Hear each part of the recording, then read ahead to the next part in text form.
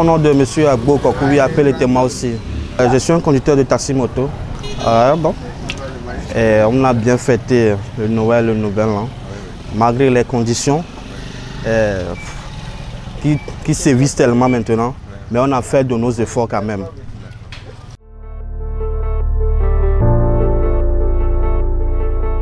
Le travail de taxi-moto est tellement difficile. On voit l'augmentation du prix des carburants. Et les clients aussi ne veulent pas augmenter le prix qu'on leur demande comparativement au prix d'avant. Avant, là on va à 100 francs, maintenant on a demandé aux clients de nous augmenter au moins 50 francs. Les clients refusent. Ils veulent payer automatiquement les prix de l'avance, mais ça ne nous arrange pas. Donc il y a quelques difficultés sur le marché, comparativement à propos des olés et des motos électriques qui sont maintenant. Donc le travail est un peu dur sur le marché. Je me nomme Edou Akornou Kossi. On demandait encore comment est-ce qu'on a fêté. On a fêté dans une situation obscure. Parce que vous-même vous savez que dans le pays ça ne va pas. Tout est cher, énormément cher dans le pays, la vie chère, donc il n'y a pas de l'argent dans le pays. Donc on a fêté parce que la journée s'est présentée. C'est pourquoi on peut dire qu'on a fêté, sinon ça ne va pas. Ça ne va plus comme avant parce que il y a trop de structures de conduite de taxi-moto, les olés, les Gozem, les Kaba-moto, les autres qui font que aujourd'hui, nous qui avons notre propre moto, on ne comprend plus rien. On ne comprend plus rien. Avec la vie chère et la cherté du carburant, fait que tu peux sortir, tu prends ta moto, tu sors, tu reviens à zéro. Parce que payer carburant, voir comment est-ce que tu peux gérer la maison et autres, on n'a plus de réserve. On n'a plus de réserve. C'est Aimé Bekey. Je suis éminemment. Vous savez, après les études, bon, comme il n'y a pas du travail là, on a cherché, on n'a pas trouvé, bon, on a préféré rester dans les immédiats pour un temps. Ah, bon, ça va, hein, ça va. Mais c'est seulement qu'il n'y a plus de clients comme avant. Comme les choses sont un peu dures là. Hein, vous allez voir que vous allez sortir, c'est difficilement que vous allez rentrer avec quelque chose pour subvenir aux besoins de la famille. Moi c'est Bira Weske. Je suis un conducteur de taxi-moto à la douane. Notre travail de ZEM, c'est un travail où on n'apprécie pas ça totalement.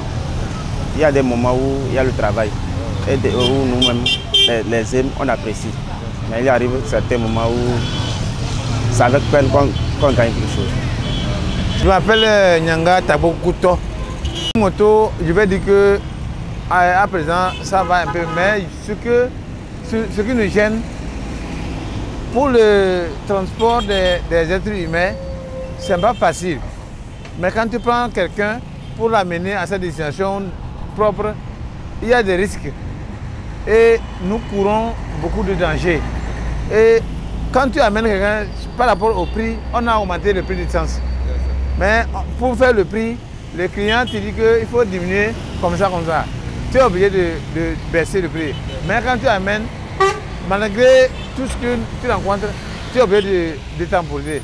Je m'appelle Yannick, Docré Yannick. Mon frère, taxi-moto là, Dieu merci, ça va. Mais le travail de taxi-moto là, c'est un travail qui... Il y en a beaucoup de risques dedans.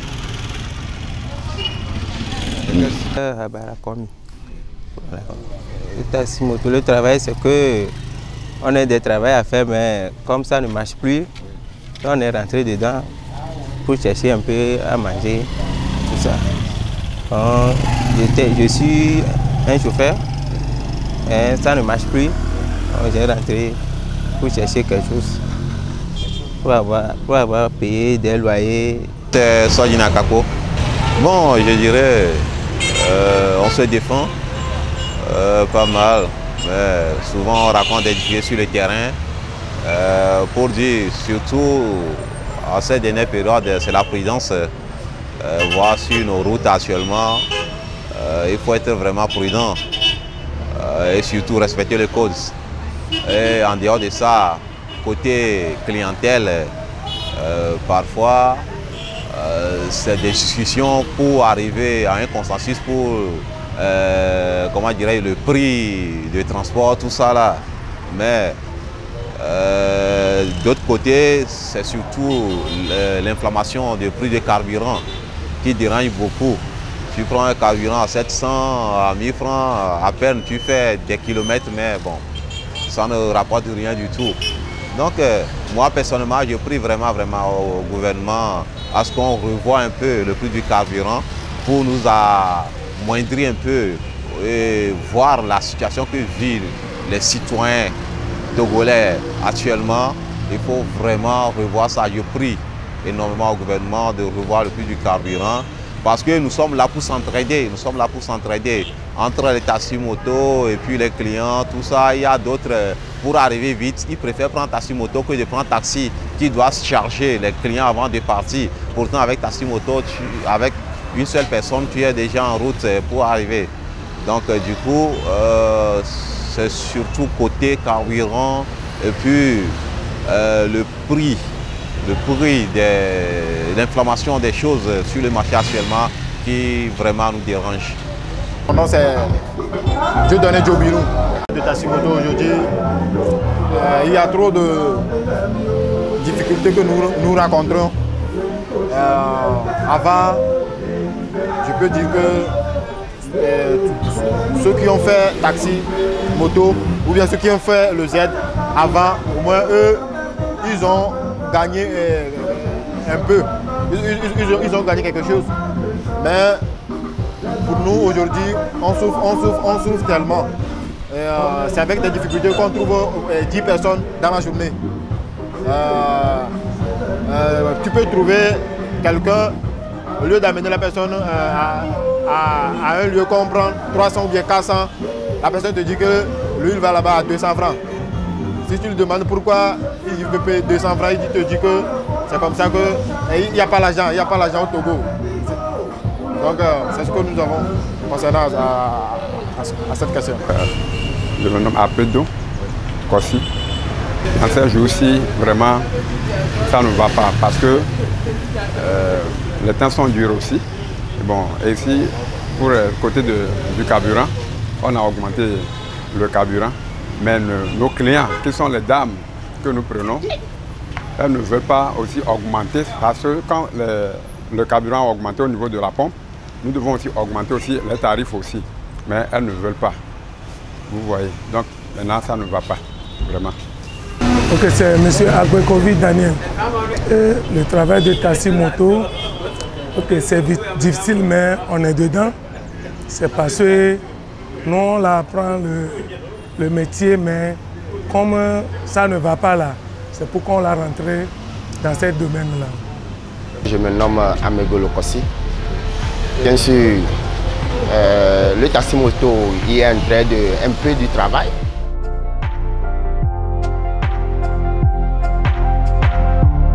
Bon, les risques du métier, c'est que, bon, on en a maintenant les accidents et autres, là, c'est ça qui nous empêche toutefois.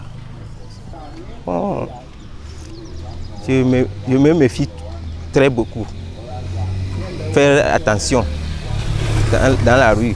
Bon, il y a certains qui conduisent mal et autres là. Bon, si toi-même tu te respectes seulement sur la route, respecter les codes et c'est fini. Oui, les risques du métier, je peux dire surtout côté code de la route, c'est très important.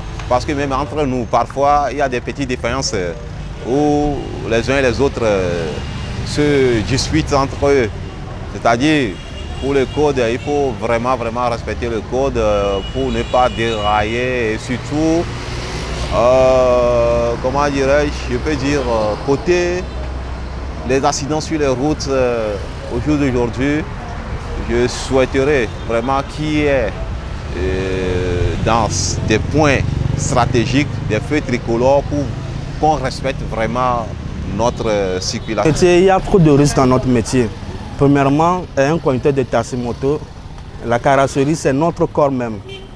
Imaginez, un accident se produit en circulation maintenant, premièrement, c'est un très grave à revoir. Et maintenant, en ce moment-ci, ce n'est pas tout le monde qui sait conduire. D'autres prennent les motos parce qu'ils sont en besoin pour conduire aussi, prendre l'argent dans la poche. Donc moi aussi, je peux me lever le matin et prendre la moto de mon papa et commencer par travailler. Or, conduire la moto, il y a différentes sortes. Ouais. Conduire taxi-moto, c'est maîtriser aussi la moto. Vous voyez? Donc aujourd'hui, tout le monde veut conduire, veut être un Z-man. Mais c'est difficile à conduire la moto, c'est ce que je veux dire. Au côté du risque, je vois que le travail de ZEM, c'est vraiment risquant sur la voie. Parce que avec la circulation, c'est un peu compliqué. Bon, souvent il y a les risques d'accident et bon, les gens ne maîtrisent pas aussi le code de la rue. Eux aussi sont sur la route. J'invite nos collègues et tous les usagers vraiment à plus de prudence.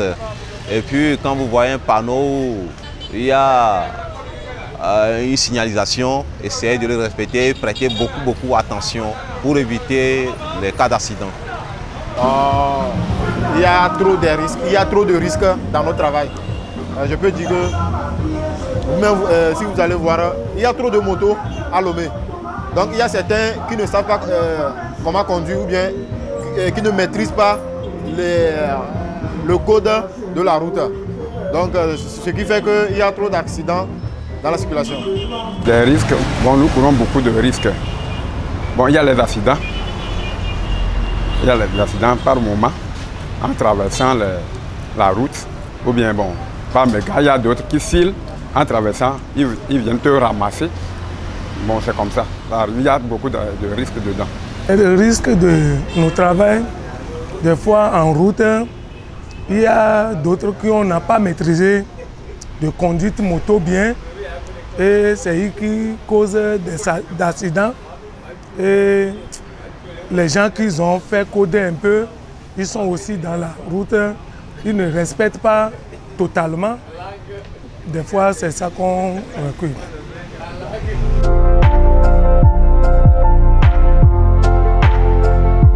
Fois, les gens en train d'appeler, il va dire comment on appelle ça? Je vais aller au La Papa. Des fois, la Papa, là, c'est 200. Mais à cause du carburant, là, tout ça a changé. La Papa, là, ça veut devenir 300 ou bien 250. Mais les gens refusaient de payer ça. Bon, la difficulté, bon, certains jours, tu peux sortir, tu trouves un peu, certains jours, bon, ça ne va pas, mais comment tu vas faire? Bon, c'est le travail. Tu ne vas pas refuser. Donc, nous sommes dedans. Certaines fois, tu peux prendre d'autres, tu peux t'embêter, tu peux faire des choses. Bon, c'est le travail, tu ne vas pas refuser. Donc, nous sommes dedans comme ça. Les difficultés que nous racontons, il y a beaucoup de problèmes dans tout ça là. Des fois, si tu n'as pas une bonne moto, tu sors, tu as des problèmes avec des clients. Les clients, avant de gagner un client, c'est un peu difficile. Et bon, par rapport aussi à la hausse du prix du carburant, c'est de la peine qu'il faut, bon, de la peine qu'il faut s'attendre sur le prix, c'est-à-dire le prix de déplacement. Souvent, là-haut, on allait à 500. Aujourd'hui, avec la hausse du prix du carburant, supposons que tu expliques ça au client et tu lui dis que là où on va à 500, ce n'est plus à 500, c'est à 700. Ça ne peut pas aller. Tu es obligé de maintenir le prix ancien pour que tu puisses garder les clients. À temps normal, c'est 2000 francs par jour. 2000 francs par jour. Donc, dans une semaine, ça fait 14 000 francs. Donc, le propriétaire ne nous demande pas d'amener les 14 000 francs forcément. Donc, eux, ils décident de prendre 12 000 francs. Ce qui veut dire que de lundi à samedi, on donne 12 000 francs. Dimanche, c'est pour nous-mêmes. Donc avec des difficultés, il n'y a pas de travail, les clients, c'est que les choses vont mal. C'est ce qui fait qu'on n'arrive plus à donner les 12 000 francs. Maintenant, ils nous ont réduit ça à 10 000 francs, compte tenu de la situation auquel nous sommes maintenant. Des fois, en sortant, tu vas gagner. Des fois, jusqu'à rentrer à la maison, on ne gagne pas. Moi, personnellement, moi, je suis un cuisinier pizzaïolo de formation. Je suis rentré dans Taximoto parce que, bon, de l'autre côté aussi, ça ne va pas comme je veux. C'est parce que ça ne suffit pas et je suis rentré ici. Donc, du coup, moi, je suis là pour chercher un peu d'argent et ouvrir mon propre restaurant et devenir chef d'un jour à l'autre.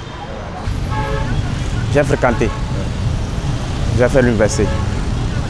Si je conduis aujourd'hui, ce n'est pas de ma fierté. Parce que nous n'arrivons pas à gagner le boulot. Actuellement, moi, le travail que je fais, j'essaie d'épargner quelque chose pour que demain, je puisse réaliser quelque chose. Pour le moment, je n'ai pas un fonds pour dire que j'ai débloqué de l'argent pour dire que demain, je vais faire ça, là, non.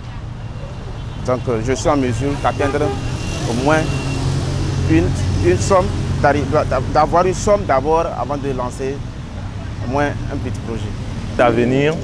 Moi, par exemple, là où je suis mécanicien auto, 4 roues, mais je fais l'élevage aussi de lapins et de canards et de poules.